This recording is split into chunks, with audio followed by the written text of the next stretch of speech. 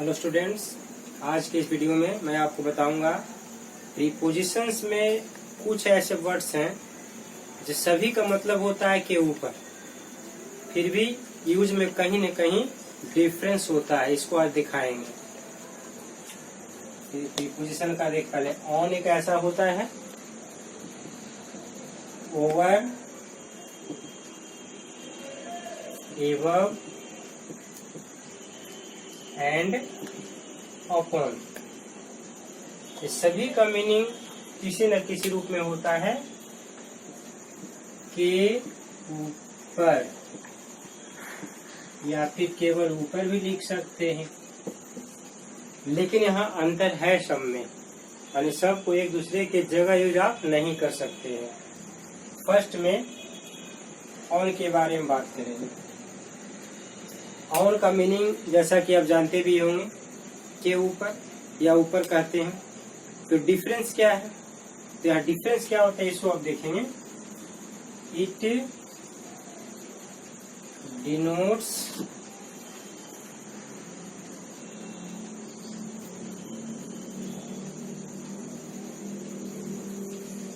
Touching position, यानी इसमें physically touch होना चाहिए। एक वस्तु से दूसरे का, एक पर्सन का दूसरे वस्तु से कहीं न कहीं टच कर रहा हो, तब इसका यूज आप करेंगे ऑन का।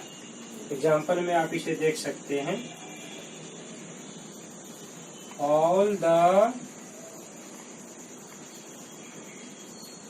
Students are sitting on the benches, bench पर सभी विद्यार्थी बैठे हैं। यहाँ पर देखिए टचिंग पोजीशन कैसे, बेंच के बीच में रिलेशन और स्टूडेंट के बीच में रिलेशन। स्टूडेंट बैठे हैं बेंच पर, यानी बेंच से स्टूडेंट का टच हो रहा है, फिजिकल टच हो रहा है। तो जहाँ पर भी टचिंग पोजीशन की हम बात करते हैं वहाँ पर लगा देते हैं ऑन। कभी कभी कुछ ऐसे कंडीशंस भी होता है जहाँ पर कुछ क्रिएशन आएगा, जैसे आप देखेंगे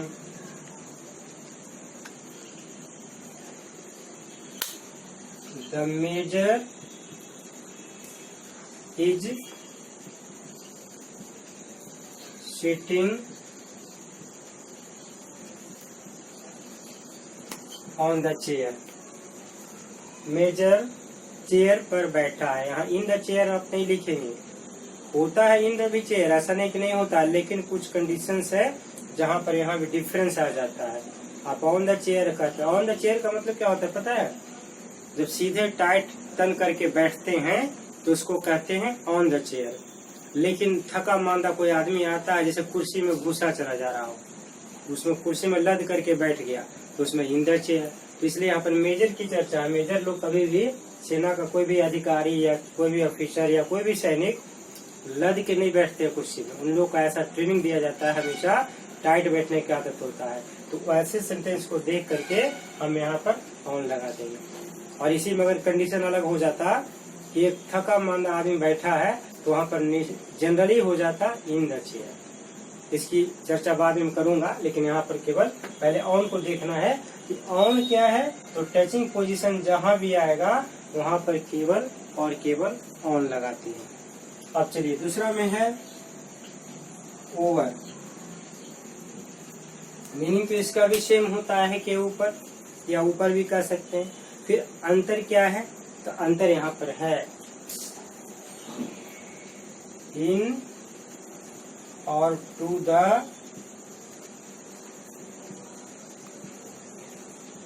हायर देन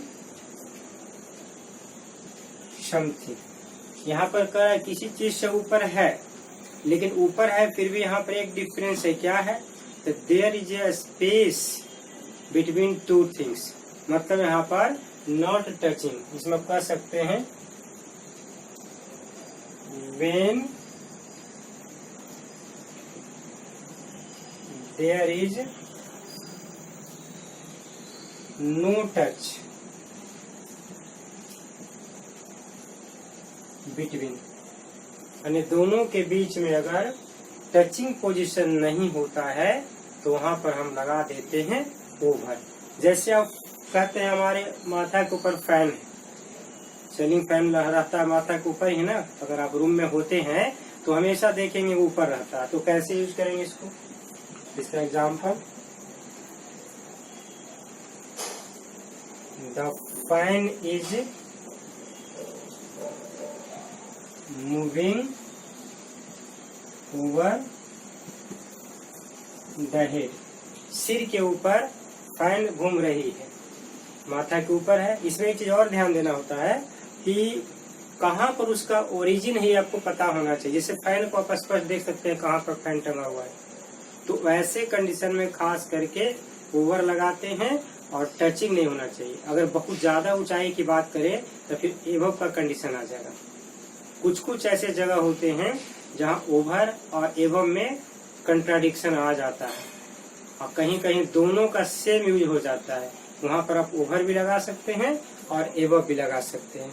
इसमें थोड़ा सा आपको बारीकी से समझना पड़ता है। और इसी तरह का कोई भी एग्जांपल आप लिख सकते हैं, the lamp is hanging over the table. Table के ऊपर लैंप है टंगी हुई, तो इसके लिए भी आप यहाँ होगा, क्योंकि टेबल और लैंप के बीच में गैप है, टचिंग पोजीशन नहीं है। अगर वही टेबल पर रखा रहता तो आप लगा देते क्या, on the table, the lamp is laying on the table. लेकिन यहाँ टेबल को टच नहीं कर रहा है, टेबल के ऊपर है, तो ऐसे कंडीशन में केवल आप ओवर का यूज करेंगे। यहाँ पर और एबव भी नहीं हो सकता है और ऑन तो खैर हो ही नहीं।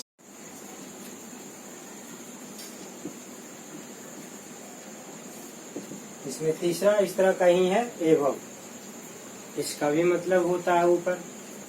फिर कैसे position, to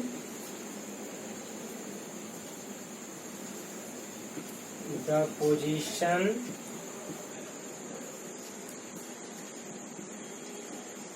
hire than something. यहाँ पर भी देखिए पोजीशन की बात हम करते हैं, ये हायर प्लेस को या हायर पोजीशन को शो करेगा।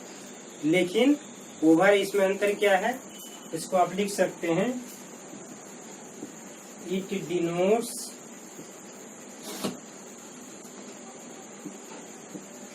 Very high.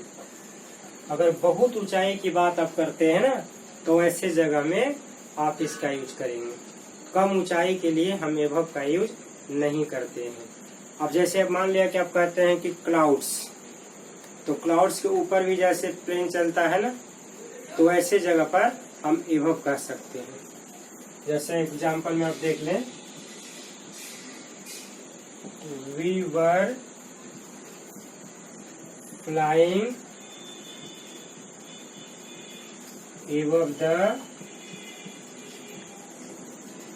clouds। हम लोग क्लाउड्स के ऊपर उड़ रहे थे। हम लोग का मतलब प्लेन में हम लोग थे, ऐसा नहीं कि हम लोग डायरेक्ट उड़ रहे थे।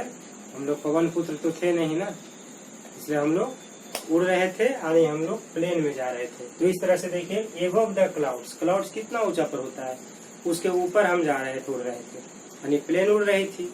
तो इस प्रकार का सेंटेंस के लिए आप इसका यूज कर सकते हैं। कभी कभी हम लोग जैसे काइट के लिए भी कह देते हैं,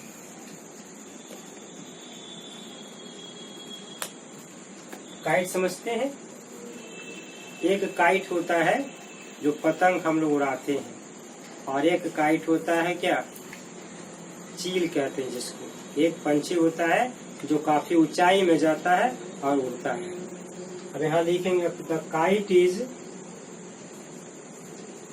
फ्लाइंग above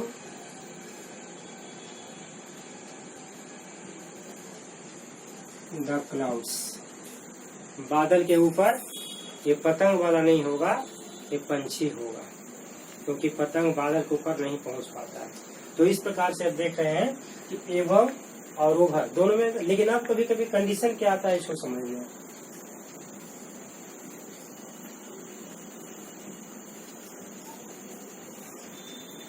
कभी कभी ऐसा भी होता है कि जहाज जैसे लगता है माथे के ऊपर से गुजर गया। जनरली जहाज उतना नीचे होता नहीं है, क्योंकि आज 15-20 तल्ला तो बिल्डिंग होते हैं, उसके नीचे तो आप सपना नहीं देख सकते हैं, टकरा जाएगा ना, इसीलिए उतना नीचे नहीं होता। लेकिन बहुत नजदीक होने के चलते हमें लगता है कि हमारे माथे के ऊपर से प्लेन गुजर गया। वैसे कंडीशन में आप ओवर भी लगा सकते हैं। द प्लेन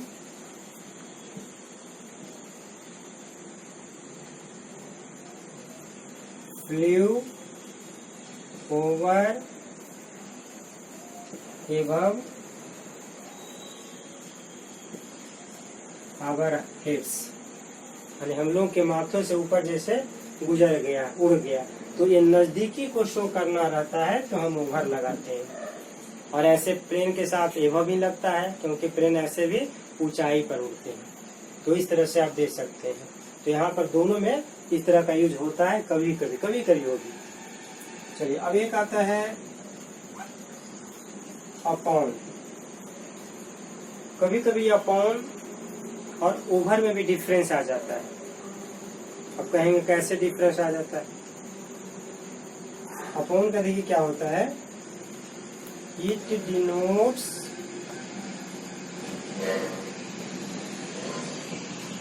मोशन, यह मोशन को दिखलाता है।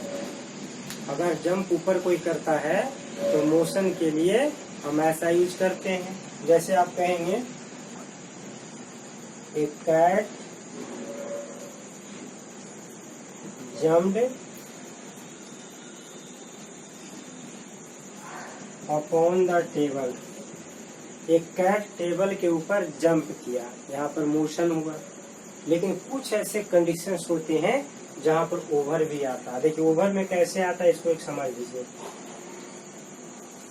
मान लीजिए कि एक दीवार है ना, दीवार है, वाल है। अब यहाँ पर कोई आदमी खड़ा है, यहाँ से ऊंचाई से जंप करके फिर वापस उसी अवस्था में दूसरी ओर चला जाता है, तो इसके लिए हम ओवर का यूज करते हैं। ये स्पेशल कंडीशन होता है जहाँ पर ओवर को इस तरह से यूज करना पड़ता है। लेकिन इस पर दिखाया क्या, यहाँ पर टेबल है, ठीक है, मान के चलिए कि ये टेबल है, ये टेबल है। अब यहाँ से बिल्ली जंप करके जाके यहीं पर रुक जाती है, तो यहाँ पर हम अपॉन लगा देते हैं। लेकिन कुछ ऐसे कंडीशंस कभी कभी आते हैं, जैसे मान लिया कि धरती का पार्ट है, अब इससे नीचे जैसे कुआं है, रिवर है, कुछ भी हो सकता है, इस तरह से ऊपर से नीचे आते हैं, तो यहाँ पर हम लगाते हैं इनटू। तो ये सब कुछ कंडीशंस के अनुसार यहाँ वेरिएशन होता है। इसलिए ध्यान में हमेशा रखेंगे कि चार खास करके जो मैंने बताया अभी अलग है, और कुछ ऐसे भी कंडीशंस आते हैं, ओवर अपॉन में कंफ्यूजन, कभी इनटू में कंफ्यूजन। इनटू में कभी भी ऊपर से नीचे की ओर जा रहे हैं तभी इनटू का यूज करते हैं। ओवर में होता है एक तरफ से ऊपर जंप मार के फिर दूसरी ओर चले जाते हैं तो ओवर होता है। अपॉन का मतलब होता है कि ऊपर जाकर के फिर वहीं रुक जाना, इसको हम अपॉन कहते हैं। तो इस तरह से आपने देखा यहाँ कि चार प्रीपोजिशंस किस तरह से सभी का मीनिंग ऊपर होता है कि ऊपर होता है, फिर भी सभी में कुछ न कुछ डिफरेंसेस है, और ये हमेशा आपको परेशान करता है। लेकिन आशा करते हैं कि अब ये परेशान नहीं करेगा। Thanks for watching this video.